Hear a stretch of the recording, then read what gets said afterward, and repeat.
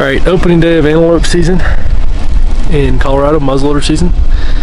We slept in a little bit, went and got my tag. It's a voucher, so we had to go turn it into a tag. So we've been in this ranch for about probably a mile. We've seen one antelope, 2 coyotes, and we've got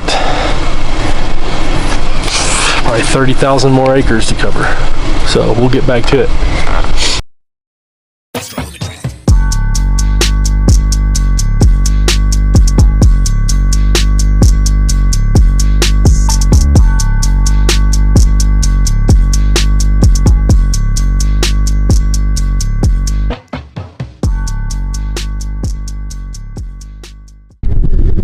We're gonna go walk in here. We got some antelope bucks out there, so we're gonna walk straight from the truck. I'm gonna test the theory here because I've heard if you walk straight from the truck, they don't have very good depth perception, and you can gain a lot of ground on them. So there's a couple bucks running a doe out here, and it's a pretty good tag, pretty hard tag to get. So we're gonna be really picky, but we're gonna walk up here and take a good look at these and see if there's anything worth shooting up here.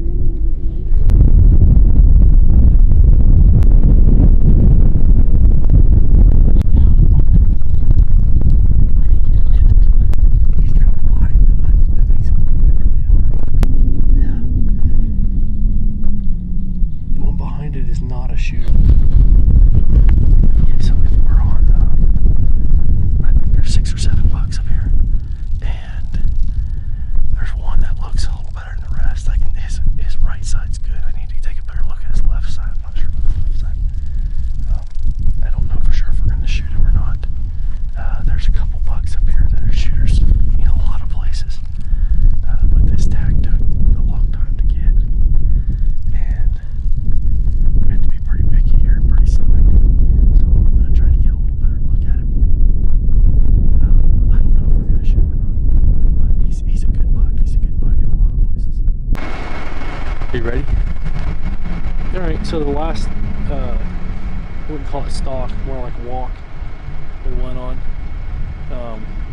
Looked at, I think 7 bucks, no shooters. We're looking at, I think, number 10 for the day out here. Once again, not shooting this buck, at least not today, but they're fun to look at. It's right out there. Over here, 20 at least. Big dropper. Dude, that thing is huge, man. Way over a mile. Alright, we just saw our, I think, 21st buck.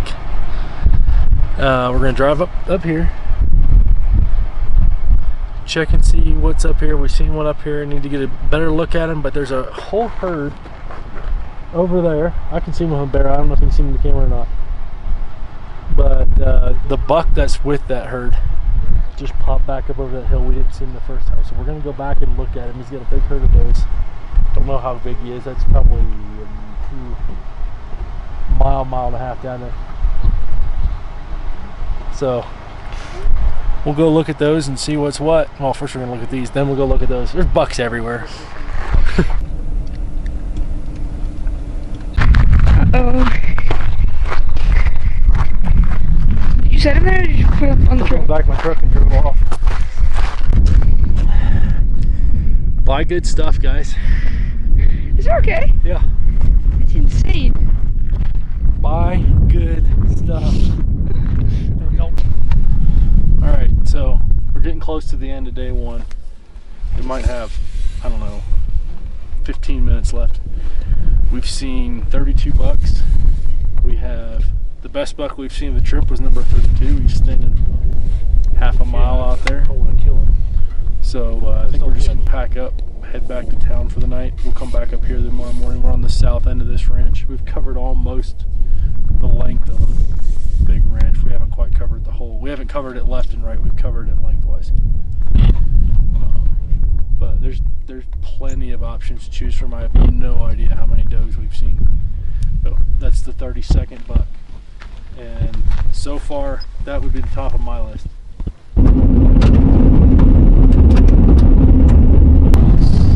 All right, day number 2. We were coming up on the ranch up here. Saw 37 bucks yesterday, I think. It's a lot of bucks. Got one picked out that we want to go after. We're gonna go up on top of a little hill and see if we can glass it back up. If we can't, we'll probably just sit there and wait. He should move through there. I think I know where his water source is. So I know the general area he's going to be in. Hopefully we can turn him back up. If not, there was a couple more that we saw that we didn't really get that good of a look at that I'll go check out. Should be a good day. Probably won't see as many antelope because I'm kind of going to focus on hunting today and not on just covering ground. But we're going to go to the section of the ranch that had some pretty good antelope on it. So I think we've got it narrowed down. I think we've got a game plan. Looking forward to going out and get at it. Alright, so on this particular ranch we can't get off the 2 tracks, which are what we're parked on right here, and I've glassed up a herd of antelope up here 1 mile away. So me and the self-proclaimed Riz King are gonna truck across that flat behind a little hill, pop up and look. There's a whole bunch of antelope.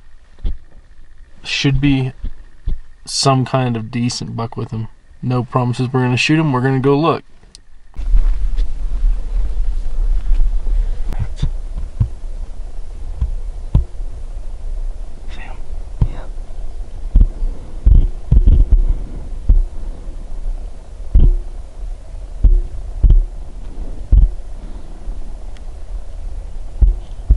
There's the buck in the bottom. So we let Tyler take a practice run at those antelope with that decoy. There's a coyote behind me. Should have brought a rifle down here to shoot coyotes with. There's so many coyotes. We let Tyler just go up there, see if he could make a move on those antelope with that decoy, and they weren't really interested in it, but we were still a half a mile away probably. Man, I hate coyotes. They're right there somewhere. Be a pretty easy coyote hunt. The only reason we're using a decoy on a muzzleloader hunt is we're on a huge private ranch. We're pretty deep into the ranch. There's nobody else here. We're the only muzzleloader hunters on this ranch this year. Don't use a decoy on private land with a gun. But we figured we'd come out here in a controlled environment and break it out and see what happens. Why don't you go see if we can stalk those coyotes with it? What do you think about that? Stupid coyotes. Alright, so we turned up the buck I'm looking for.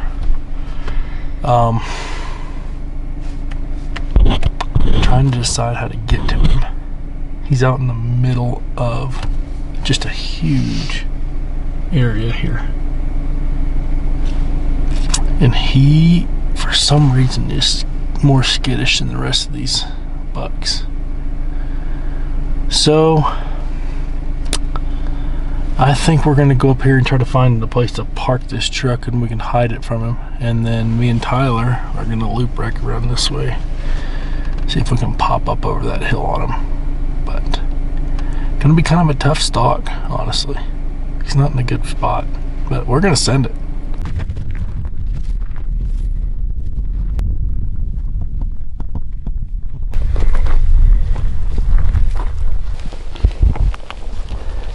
He's coming. Yes? Yeah. Hold this right here. Okay, we got up here. Got a good look at this buck that I'd seen. That yesterday was my buck I hadn't made a game plan on.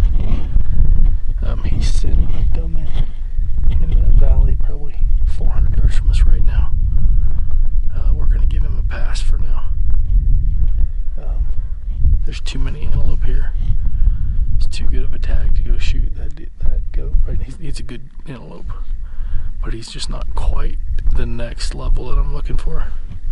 So we're gonna make sure that we've covered try to cover every buck on this ranch, hoping we can find something that's one step above that. that's still probably one of the top 2 bucks that we've seen so far, out of in the 40s now. So it's a good goat, but for now we're gonna let him go, and I guess we'll go move on, see what else we can find. Okay, so this is after the hunt, so this is going to be edited into the video. I'm assuming somewhere in the middle to the back of the video. Don't exactly know for sure. But we were discussing what we wanted to do about the video portion of days 3 and 4. And I want to be transparent and open about everything. Don't want to hide anything from you guys, but at the same time it'd be a lot of the same thing. We had some technical issues with our weapon, and it's not something that I have a firm understanding of even now, post hunt. I can't tell you exactly what happened. Sometimes the gun would shoot 2 feet high, sometimes the gun would shoot 2 feet low, sometimes shoot 2 feet left, sometimes it wouldn't go off. Double check the torque on the sights, did that twice. Finally got around to running back in town, getting us targets, setting them out at all the various ranges. I believe there's a powder issue with that particular lot of, we're using a muzzleloader, so we're using Blackhorn 209. On the day we actually got one, we switched guns and switched lots of powder, and the gun started shooting just like the way I expected it to. So when you see this kill shot, you're going to see a pretty good shot. That is not reflective of how this hunt went. This hunt did not go well from a shooting standpoint. So I don't know what Tyler's going to put in there. There's some missing going on, and there's a learning moment here where we should have checked that stuff out within the first, like, if you miss high by 2 feet at 200 yards, go check your gun. If you trust yourself as a shooter, don't just write it off as an anomaly and keep going. That's not an ethical thing to do. So that's not our intent, is to not randomly fling bullets downrange. But some of that did happen. So just putting that out there. We got it fixed. We had a good resolution to the hunt, but sometimes things don't always go the way they're supposed to go. And in this case, days number 3 and 4 did not go how I planned it, but that's how it went. So that's a wrap.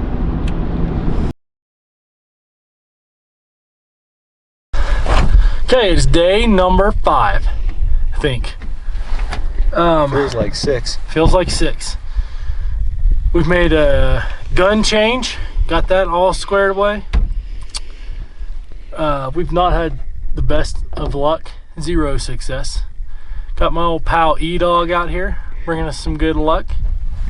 We've just turned up a buck that we named Jeff, and we're gonna go see if we can end Jeff's doe chasing career today, because I'm ready to go home. So wish us luck. He's dogging that doe over there about a mile out, so just we're gonna go staying with her, just hanging out. Let's go get him.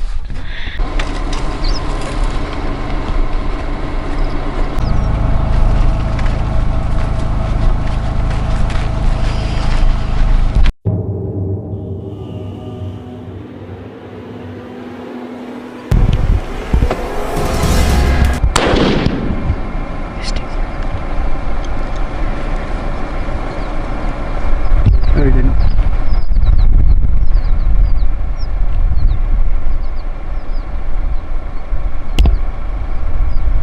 Ready? Yep.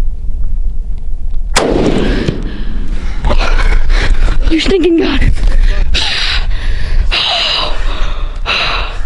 Let's stinking go! Get this, Tyler. Yes, sir.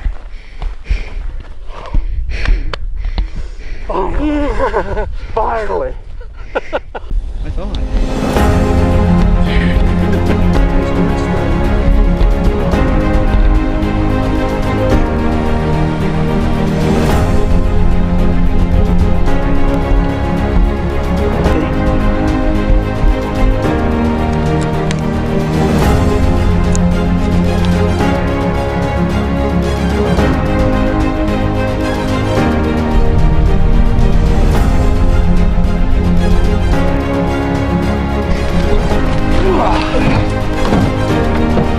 It's rough, Tyler.